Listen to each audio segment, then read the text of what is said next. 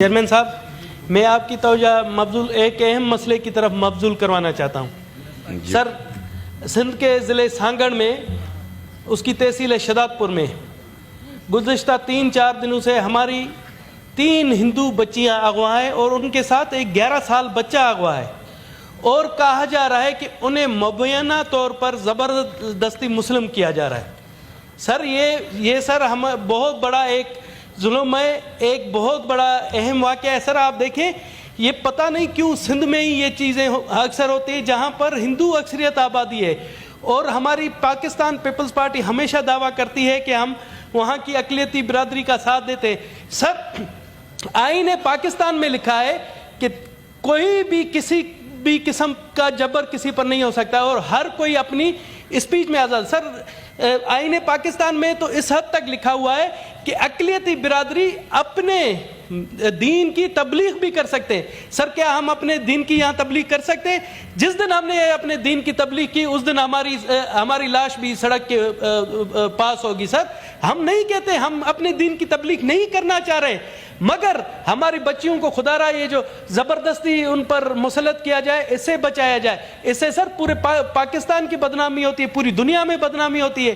آپ نے دیکھا کہ جب انڈیا پاکستان کے کرائسس تھے، جنگ تھی، تو پاکستان کی ہندو برادری صفحے اول پر تھی، اور پاکستان کی ہندو برادری نے کہا کہ یہ ہماری زمین، سرزمین ہماری ماں ہے.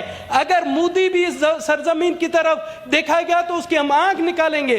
مگر سر، یہاں پر چند انڈیا کے ایجنٹ بیٹھے ہوئے ہیں جو یہ اس طرح کے کام کر رہے ہیں. وہ ہماری جو چھوٹی بچی ہیں، سر علماء اکرام صاحب بھی یہاں بیٹھے ہوئے ہیں، میں ان سے بھی ریکویسٹ کروں گا کہ خدا را ان چیزوں پر کریں. اس سے جو ہے نا اسلام کی خدمت نہیں ہوتی، اسلام کی بدنامی ہوتی ہے پوری دنیا میں. میں چاہتا ہوں کہ مجھے فخر ہے اپنے علماء پر، علماء دین پر فخر ہے کہ میں چاہتا ہوں وہ آئیں، ان کے سامنے پیش کریں لڑکیوں کو، تاکہ وہ دیکھیں کہ یہ کس قسم کا ظلم ہو رہا ہے. سر، یہ اسلام کی خدمت نہیں ہے. میرے محترم بیٹھے ہوئے ہیں، انہوں نے ہمیشہ مجھے محبت دی، مجھے اولیت دی، مگر سر آپ حیران ہوں گے، میں بتاؤں ایک 11 سالہ بچہ بھی ہے اس میں، اور اسے کہا جا رہا ہے کہ جی اسلام قبول کر لے. آپ مجھے بتائیں کہ 18 سال تک کوئی نہیں پہنچتا تو اسے ڈرائیونگ لیسن نہیں دیا جاتا ہے، اسلحہ لیسن نہیں دیا جاتا اس کی، اور اسے کہا جاتا ہے کہ اس نے اسلام قبول کر لیا.